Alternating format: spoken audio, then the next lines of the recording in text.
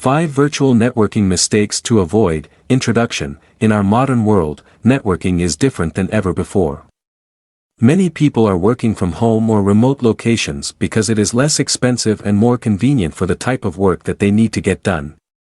This is also a big way for companies to entice the right people to work with them, because so many people are not coming to the office all the time. The way that we network is changing too. You need to find new and exciting ways to network and meet with other people, and doing it in a virtual manner is an effective way to make this work. There are countless ways that you can meet with others virtually. And when it is done well, it can be even more effective than meeting others in person like in the past. However, you need to do it in the right way. Avoiding some of the common virtual networking mistakes is one of the best ways to be as effective and fruitful when it comes to some of the people you can meet while expanding your network from anywhere. Some of the top virtual networking mistakes that you need to avoid include being unprofessional because you are at home. Since you work at home all day, it is easy to get a little lax about your appearance and how you portray yourself. You may sit behind a computer and have no one see you all day long, so you will be comfortable and not look at professional. This has to change if you are doing an interview or another type of meet and greet where others can see you. Don't let the unprofessionalism take over when you do Skype or Zoom. Pretend that you are in the office. Check that the volume and the lighting look good before you even try to begin, and be aware of some of the background that is behind you. Clean up the area around you, or the whole office preferably, to ensure that no one is going to see a big mess when they look at the screen. The outfit that you wear is going to be important too. You need to take off the sweatpants and bad shirts that you are wearing and put on something professional. It is fine if you dress down to do your work most of the time, since no one is going to see you. But with a networking event, others will see you, and you need to make sure they are impressed. In networking, first impressions are going to be a big deal, so make sure you dress up like you are showing up to the office for those video calls. Before any meeting, take the time to look around the room. Notice if there is any mess behind you that you need to worry about. It is best to clean up the whole room if possible, just in case you need to move the computer screen around at all. Look for anything that is embarrassing, unprofessional, or just a big mess. If you are short on time, then you can consider just cleaning up the area that is immediately around you, and then be careful not to move around a lot while you are talking to some of your contacts. Then it is time to move on to some of the clothes that you wear. It may be acceptable to show up in your pajamas when you work remotely, but this is not going to look good for some of your contacts when networking. Bring out a nice shirt and pants and look like you are going to an interview along the way. This gives off a better impression and makes it look like you are more of a professional while you network. Networking is not just about you. The next mistake that people will make with all sorts of networking, whether they are doing it in person or virtually, is that they forget that it is not just about them. Networking is something that needs to prove beneficial to both parties and not just to you. The second that it becomes all about you is the second that contact is going to lose interest and will decide not to work with you on it at all. This is a new relationship that needs to be beneficial to both parties. It is easy to get caught up a bit in the self-promotion, which makes it easy to forget all about the true meaning of networking. In networking, you want to focus on helping one another out.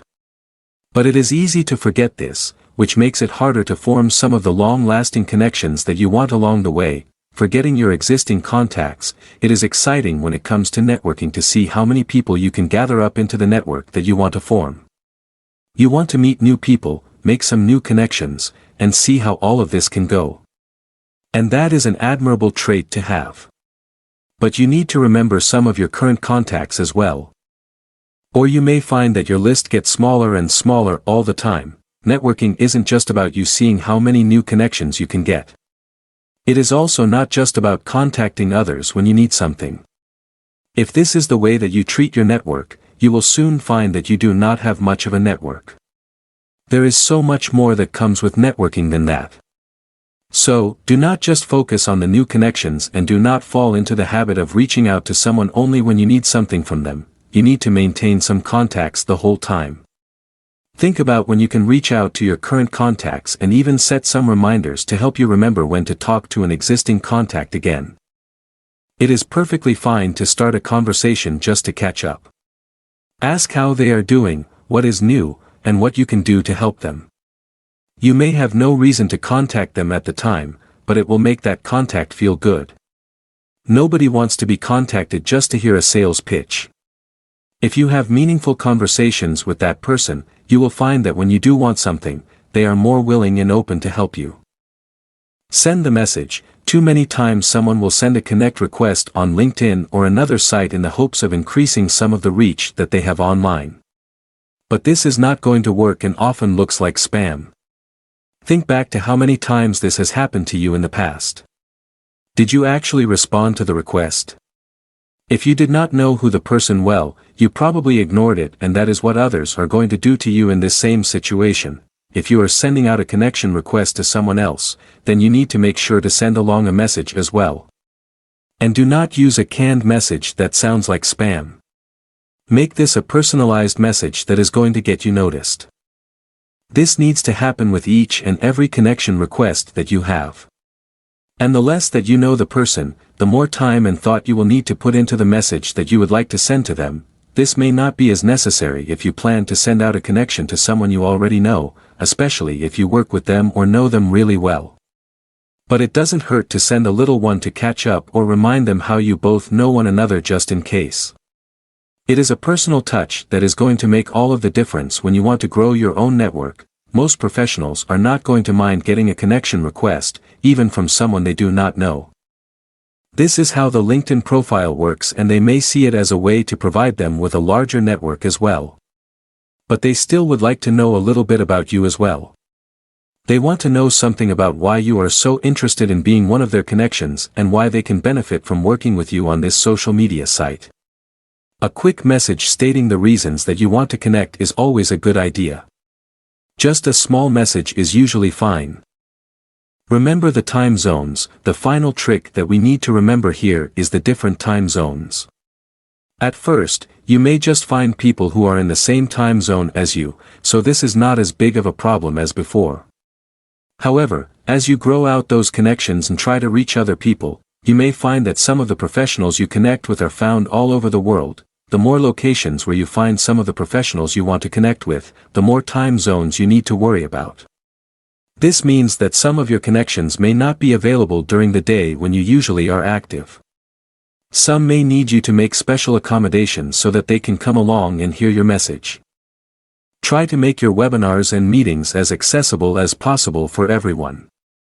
If it is just a few professionals on the other side of the world, you may need to be up in the middle of the night to get it done. If you have a larger group of contacts to consider, then you may need to find a time that works the best for the majority of the people you want to reach. Your goal is to pick a time that works well for your global team and then check in with them ahead of time. This makes it easier to plan around the schedule for everyone else. If there are just too many time zones to work with, then you may have to do one live event at a time that works for most people and then leave up the taped recording so everyone else is able to get to it. Or you can choose to do it at a few different times so that as many people as possible can see the information. Taking care of your virtual network. Virtual networking is the way of the future. Many people are working from home or other remote locations, making it harder to get to the networking they need in the office. Even those who are in the office may find that traditional ways of networking are not as easy to work with compared to some of the ways that you can utilize with virtual networking. And there are so many unique ways that you can utilize virtual networking in order to get results and meet new people. As you decide to navigate some of your work to virtual networking, you may be surprised by how much you are able to get done along the way. However, you need to make sure that you follow the right protocols along the way to make it successful. By following some of the tips above, you will be able to have success at virtual networking for all your needs. Please check the description section if you want to grab the copy of the ebook file with the free audiobook. Please hit the subscribe button for the support of our channel and share our videos for more new upcoming content. We are very happy to create new ideas and review for everyone. God bless and happy listening.